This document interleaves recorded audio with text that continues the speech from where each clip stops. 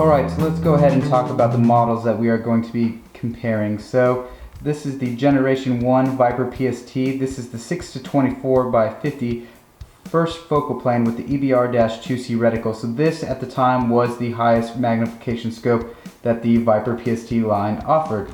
Now, compared to the Generation 2 Viper PST, we have the 5-25 by 50 first focal plane, also with the EBR-2C reticle. And again, this is the highest magnification that the Viper PST line offers. That is why we're going to be comparing this for the Generation 1 versus Generation 2 as part of this review.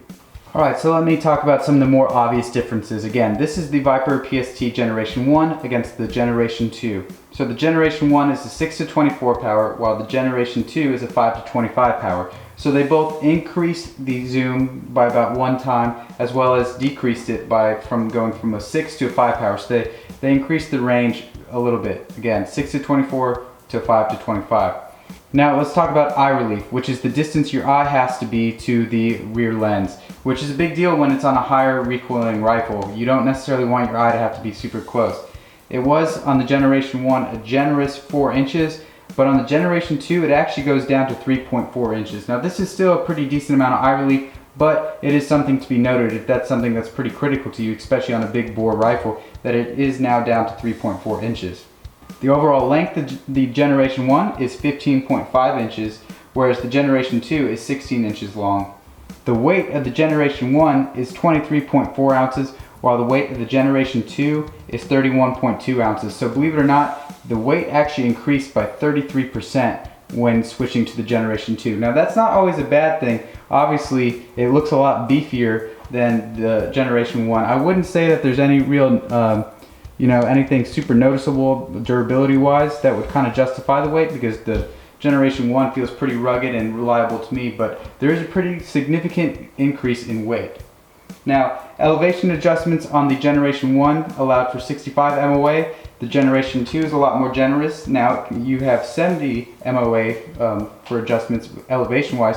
Windage on the Generation 1 is 65 MOA, but for some reason the Generation 2 is cut down to 35 MOA for your windage adjustments, which honestly guys is really should not be a deal breaker for you either, because of the fact that if you're having to adjust 70 MOA on windage, you probably have a bigger issue going on. The scope is likely not lined up with the rifle. I can't imagine a wind condition, even at super long range, where you would need 70 MOA adjustment.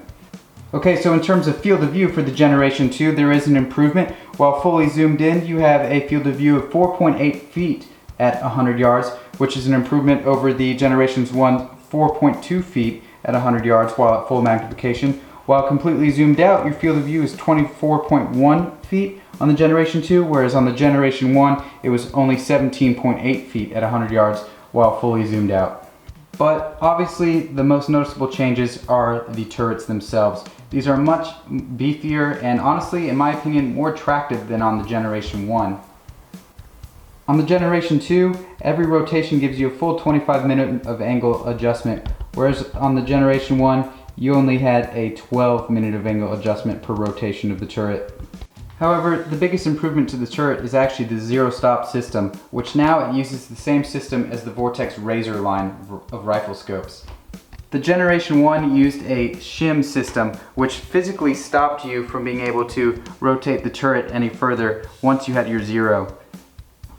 So it was a physical zero stop. However, in my opinion, the less removable or moving parts, the better. One of the last major differences is that the battery housing is actually built into the parallax turret on the Generation 2, whereas on the Generation 1, it protruded out the side of the rear objective lens.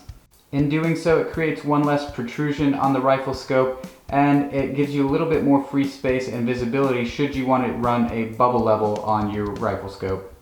As far as the turrets go, the Generation 2 takes a little bit more force to turn, but has a noticeably quieter click. However, both feel very positive and shouldn't be mistaken when adjusting. Both rifle scopes do include a scope bra for protecting the lens. However, on the Generation 1, it is a clear one so that you can potentially take a quick shot while it's on, versus the Generation 2, it is not see-through. And Both include a 50mm aluminum sunshade, should you want to thread that in and attach it to the front of your optic. Alright guys, well that about wraps it up for the Vortex Viper PST Generation 1 versus Generation 2 comparison video. I just really wanted to give you guys a look at the differences between the two generations in case you're interested in picking up either the Generation 2 or the Generation 1 rifle scope. And if you are not subscribed, make sure you do so, because I will be taking the Generation 2 to the range for a video on how it performs at the range. So make sure you don't miss out on that. And if you're interested in either of these rifle scopes, make sure you check the links in the description below. I'll make sure to put information about these scopes down there for you guys. And as always, thank you for stopping by the 4 Mile Ranch YouTube channel, and have a good one, guys.